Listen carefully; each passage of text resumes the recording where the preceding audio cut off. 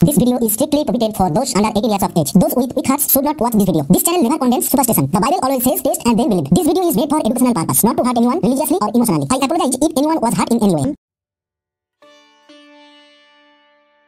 Hello বন্ধুরা, সবাইকে জয় যিশু। আমার প্রিয় বন্ধু, আপনি যদি এই ভিডিওটা সম্পূর্ণরূপে দেখেন তাহলে আপনি এমন কিছু বিষয় জেনে যাবেন প্রার্থনার বিষয়ে, যার কারণে আপনি আপনার জীবনে একদিনও প্রার্থনা না করে থাকতে পারবেন না। আমি সৌরভ, আপনারা আছেন A to Z 007 learner SP চ্যানেলের সাথে। আজকের নতুন ভিডিওতে আপনাদের প্রত্যেককে স্বাগত। আমার প্রিয় বন্ধু, যখন আপনি প্রার্থনা করেন তখন তিনটি গুরুত্বপূর্ণ বিষয় ঘটে। প্রার্থনা হলো একটি চাবিকাঠি যা আপনার আত্মিক দরজা খুলে দেয়। প্রার্থনা হলো একটি কোড যার মাধ্যমে আপনি আপনার আত্মিক দরজাগুলোকে খুলতে পারেন। আত্মিক জগতে এমন কিছু কিছু দরজা রয়েছে, সেগুলি তখনই খুলবে যখন আপনি প্রার্থনা করবেন। প্রার্থনার মাধ্যমে আপনি প্রতিদিন নিজেকে সুরক্ষিত করেন এবং বিজয় লাভের জন্য খুবই গুরুত্বপূর্ণ একজন খ্রিস্ট বিশ্বাসীর জন্য। যতক্ষণ না আপনি আত্মিক ক্ষেত্রে জয়লাভ করছেন ততক্ষণ আপনি ভৌতিক এবং শারীরিক ক্ষেত্রে জয়লাভ করতে পারবেন না। প্রার্থনা করেই আমরা আত্মিক ক্ষেত্রে জয়লাভ করতে পারি, যা আমাদের শারীরিক ক্ষেত্রেও সাকার হয়ে দৃশ্যমান হয়। এই জন্য প্রভু যীশু বলেছেন লুক 18 অধ্যায় 1 পদ, আর তিনি তাহাদিগকে এইভাবের একটি দৃষ্টান্ত কহিলেন যে তাহাদের সর্বদাই প্রার্থনা করা উচিত, নিরুৎসাহ হওয়া উচিত নয়। এছাড়াও সাধু পৌল বলেছেন প্রথম থিসলনিকীয় 5 অধ্যায় 17 পদ, সতত আনন্দ করো, অবিরত প্রার্থনা করো, সর্ববিষয়ে ধন্যবাদ করো, কারণ খ্রিস্ট যিশুতে ইহাই তোমাদের উদ্দেশ্যে ঈশ্বরের ইচ্ছে। এই বচনগুলির মাধ্যমে সর্বদাই বলা হয়েছে তোমরা নিরন্তর প্রার্থনার মধ্যে থাকো। আপনার বোঝা উচিত আপনি যদি প্রার্থনা না করেন তবে আপনি আপনার ভাগ্য নিজের হাতে নষ্ট করছেন। যখন আপনি প্রার্থনা করছেন না তখন আপনি শয়তান এবং তার দুষ্ট সেনাকে আপনার নিজের ব্যক্তিগত বিষয়গুলোর উপরে নিয়ন্ত্রণ রাখার এবং আক্রমণ করার অনুমতি দিচ্ছেন। কিন্তু আপনি যখন প্রার্থনা করছেন তখন যে বিষয়টা প্রথমে ঘটে সেটা হলো, প্রথম বিষয়, আপনি স্বর্গদূতদের আমন্ত্রণ করেন আপনার জীবনে হস্তক্ষেপ করার জন্য। আপনার প্রার্থনার কারণেই স্বর্গ থেকে স্বর্গদূতদের প্রেরণ করা হয়। পরমেশ্বর আমাদের প্রার্থনার অনুসারে চলেন না, বরং আমাদের বিচার অনুসারে তিনি কার্য করেন। মথি 6 অধ্যায়ে 8 পদ, অতএব তোমরা তাহাদের মতো হইও না, কেননা তোমাদের কি কি প্রয়োজন তাহা যাচ্ছা করিবার পূর্বেই তোমাদের পিতা জানেন। আপনারা ভাবেন যে আমরা যদি না চাই তবে পরমেশ্বর কিভাবে জানতে পারেন আমাদের কি প্রয়োজন? এই কারণেই তিনি জানতে পারেন, কারণ প্রার্থনার পূর্বেই আপনি মনে মনে ভাবেন যে আপনার কি প্রয়োজন। প্রার্থনার পূর্বেই আপনার বিচারের মধ্যে, আপনার মনের মধ্যে আপনার চাহিদাগুলো চলে আসে, আর পরমেশ্বর আপনার মন পড়তে পারে। শুধু যা দরকার সেগুলো হলো আপনার মনের পরিশুদ্ধ হওয়া দরকার। পরিশুদ্ধ মনে আপনি যা চাইবেন পরমেশ্বর আপনাকে দেবে।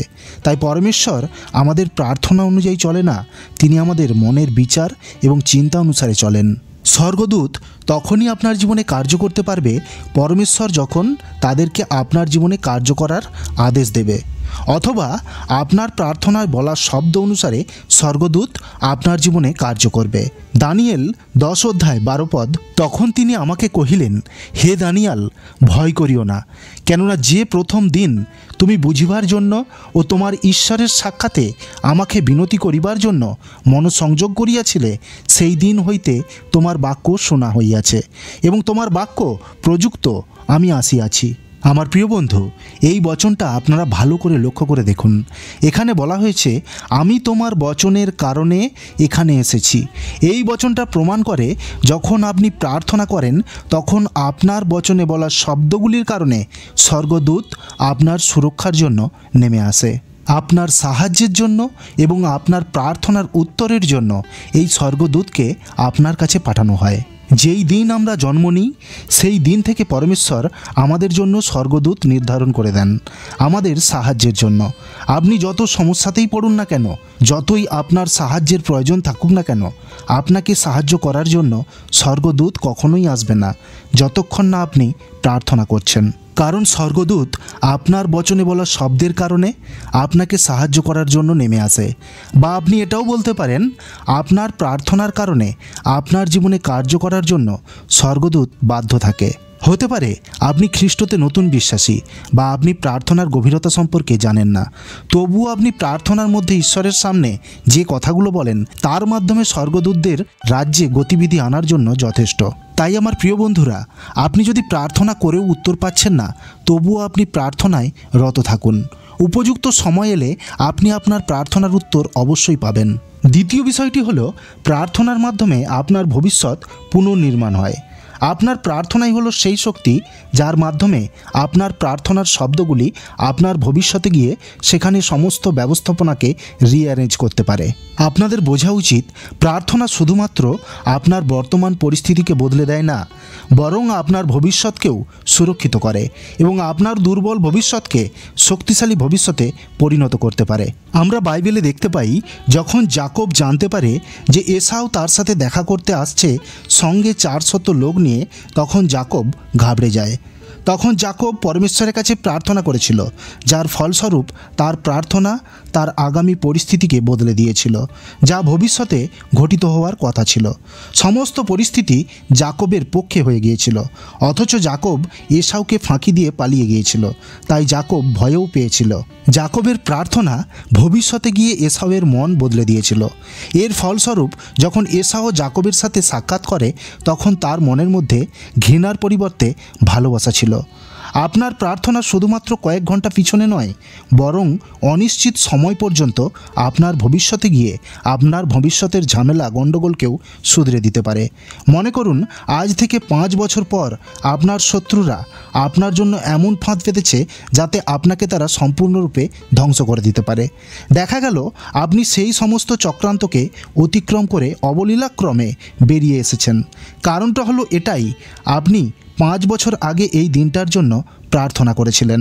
তাই ভবিষ্যৎ পরিস্থিতি ঈশ্বর আপনার জন্য পাল্টে দিয়েছেন এবং আপনার বিরুদ্ধে করা ভবিষ্যতের পরিকল্পনাকে ঈশ্বর রিঅ্যারেঞ্জ করে দিয়েছেন। এর ফলস্বরূপ শয়তান ভাবতে থাকে, আরে আমি তো একে সম্পূর্ণরূপে শেষ করে দেওয়ার পরিকল্পনা করে ফেলেছিলাম, কিন্তু এ সেই ফাঁদ থেকে বেরিয়ে গেল কি করে?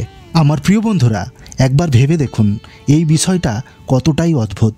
আমার প্রিয় বন্ধুরা, আমাদের প্রত্যেকের প্রার্থনা এইভাবেই সুপারন্যাচারালভাবে কাজ করে, আমাদের প্রেজেন্ট অর্থাৎ বর্তমান এবং ফিউচার অর্থাৎ ভবিষ্যতের জন্য। তৃতীয় গুরুত্বপূর্ণ বিষয়টি হলো, যখন আপনি প্রার্থনা করেন তখন আপনার প্রার্থনা আপনাকে সামর্থ্যবান তৈরি করে, পাওয়ার হাউসের ন্যায় আপনাকে শক্তিশালী করে। আপনার আশেপাশে থাকা আপনজনদের ওপর আপনার প্রার্থনার এবং আপনার প্রার্থনাশীল জীবনের খুবই গভীর প্রভাব পড়ে।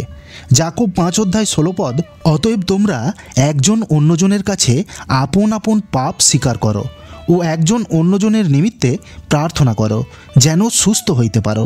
ধার্মিকের বিনতি কার্য সাধনে মহাশক্তিযুক্ত।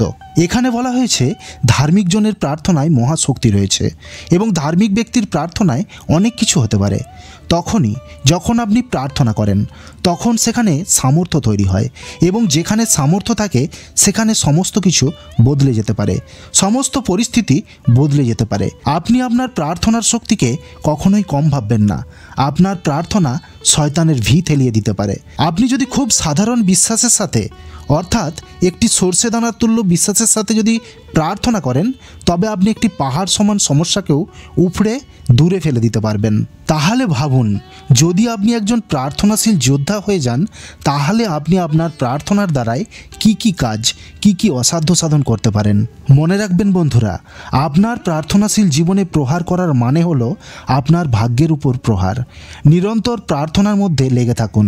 যদি আপনি আপনার প্রার্থনায় মুখ না খোলেন, তবে তা আপনার ভাগ্যের উপর তালা লাগিয়ে দেওয়ার সমান। কাজ করার সময়, খাবার তৈরির সময়, ইন্টারভিউতে যাওয়ার সময়, মিটিংয়ে উপস্থিত হওয়ার সময়, যখন প্রস্তুত হচ্ছেন, প্রতিটা মুহূর্তে আপনার মনকে প্রার্থনায় লাগিয়ে রাখুন, যাতে আপনি সাধারণ জীবনযাপন নয়, বরং একটি সুপারন্যাচারাল, অদ্ভুত, অলৌকিক খ্রিস্টীয় জীবনযাপন করতে পারেন। আশা করব আপনি আপনার খ্রিস্টীয় জীবনকে আরও প্রার্থনাশীল করবেন। খ্রিস্টীয় বিশ্বাসী ভাই বোনেদের সাথে এই ভিডিওটা অবশ্যই শেয়ার করুন, যাতে প্রত্যেক খ্রিস্ট বিশ্বাসী তার জীবনকে প্রার্থনাশীল বানাতে পারে, যাতে প্রত্যেক খ্রিস্ট বিশ্বাসী ভাই বোনেরা ভয় না পেয়ে, দুর্বল না হয়ে শয়তানের সামলা করতে পারে। এই বিষয়ে যদি আপনি আমার সাথে সহমত থাকেন, তবে কমেন্টে অবশ্যই আমিন লিখবেন। Be positive and think positive. ভালো থাকুন এবং অন্যকে ভালো রাখুন।